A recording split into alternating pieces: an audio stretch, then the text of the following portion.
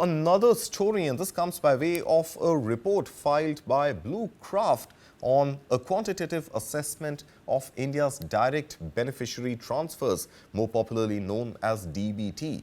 Now, some of the findings in that BlueKraft report are fairly astounding on the positive side.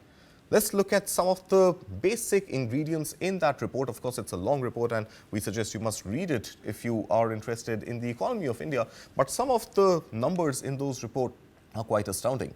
Number one, there are as many as 3.5 lakh crore rupees in cumulative savings in India since 2013. That is around the time that the direct beneficiary transfer scheme had begun. In addition to that, there is a subsidy allocation which has now been reduced from 16% earlier to just about 9% in FY24. This is a 16-fold increase in beneficiary coverage. Now add to that, welfare beneficiary index. We'll try and understand what that means later, but the welfare beneficiary index has inched up from just 0.32 to 0.91. And in general, there has been an observation by BlueKraft that savings in India's food subsidy have been registered at breakneck pace. Well, joining us this morning to understand this report and these findings a little bit more in detail is Mr. Shakil Bhat. He's a Jammu and Kashmir Administrative Services Officer and also Senior Fellow at BlueKraft. Mr. Bhat, good morning. Thank you so much for joining us here on News9. Help us understand, we did try to sort of concise the 5 or 6 key findings in the paper that you've written, but help us understand what exactly does your report tell us about the nature of DBT beneficiaries in India? Good morning, Kartik. Thank you for having me on your show. Basically, this direct benefit transfer mission, it was started back in 2013. On a pilot basis, where 28 schemes were opened.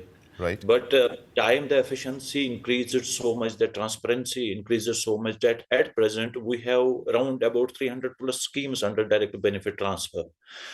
Previously, what happened that these beneficiaries will get subsidy in terms of the cash, in terms of the check. But during that transition, there are a lot of siphoning of the funds.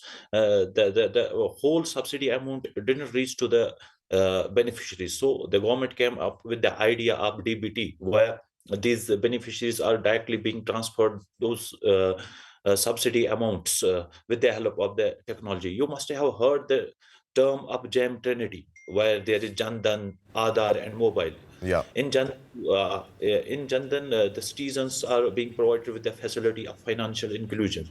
Right. At national level, if we see, we have 100% of saturation in terms of the accounts, Jandan accounts. We have Aadhaar 92% of. In adult population, we have saturation of 92%. Mobile connectivity or internet connectivity, we have 85% of saturation. Right. So This Jam Trinity was a sort of backbone to this direct benefit transfer. right. So, where we directly transfer the subsidy amount into the beneficiary's account, it eliminated the middleman, it eliminated the corruption, it increased the transparency. It is a live example of the governance post 14. Absolutely, Mr. Bhatt. So, can we singularly attribute technology and the Jam Trinity to sort of be the direct reason why we've seen the kind of increase in DBT that you're talking about? No, we cannot. Right. I think we will try and get Mr. Shakil Bhat back with us. But just to recap the findings of this BlueKraft report, and let's take it one by one. There are as many as 3.5 lakh crore cumulative savings which India has registered by way of DBT ever since 2013 when the pilot project was started. Now remember, subsidy allocation has reduced as a percentage of India's allocation on the budget. The subsidy allocation has reduced from about 16% to 9%, and there's been a 16-fold increase in beneficiary coverage. Mr. Bhatt, I'm told, is back with us. Mr. Bhatt, can we say that technology is the prime reason why we are seeing this increase in coverage as well as the benefits accruing to the beneficiaries? Yeah, definitely. Technology is the backbone of this mission. But besides the technology, we should have the governance model, we should have the vision, we should have the political will to implement this. We cannot ignore that technology. Technology has plays a significant role in making this mission so successful. Is there anything in your report, Mr. Bhatt, that also points to how long will we have to continue with subsidizing and how long will we have to ensure that subsidies continue? While you're mentioning that there has been savings in India's food subsidy and that is as a percentage of India's budget, but how long do you anticipate the food subsidy program to continue?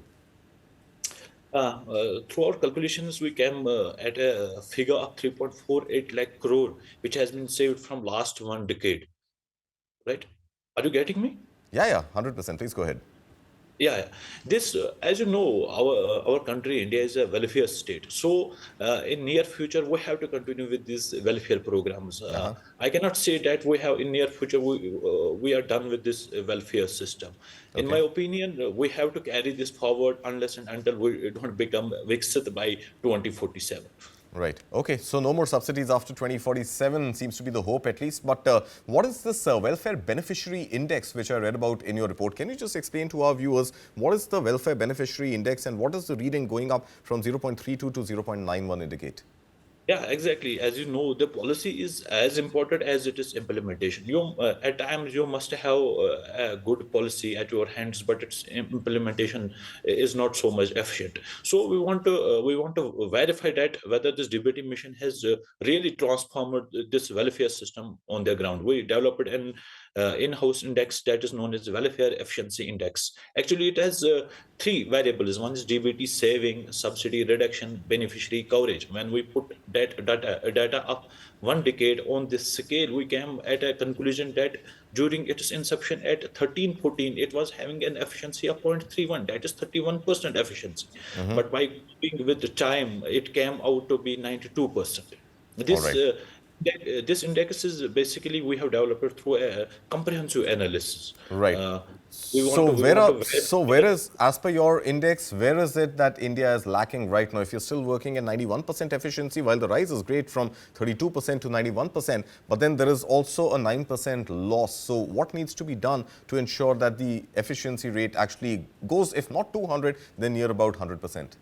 Yeah, exactly. As there is a famous saying, there is always an scope for improvement. Right. We have to do certain kinds of eliminations, right? There may be bogus beneficiaries. We cannot say we have done it in 100% of elimination, but there is little scope to improve on that. We have to implement the AI-driven technologies to remove those bogus beneficiaries or duplicacies, right? We have to develop some sort of grievance redressal mechanism. These are some points. Are we have a kind of digital divide with the rural India? That's not too much, but in near future, I think in 5-6 years we will do that. All It is right, work Mr. in Bhatt. progress. Right. Well, let's hope it is progressing well and on track. Mr. Bhatt, thank you so much for taking time out and being here with us on News 9 this morning.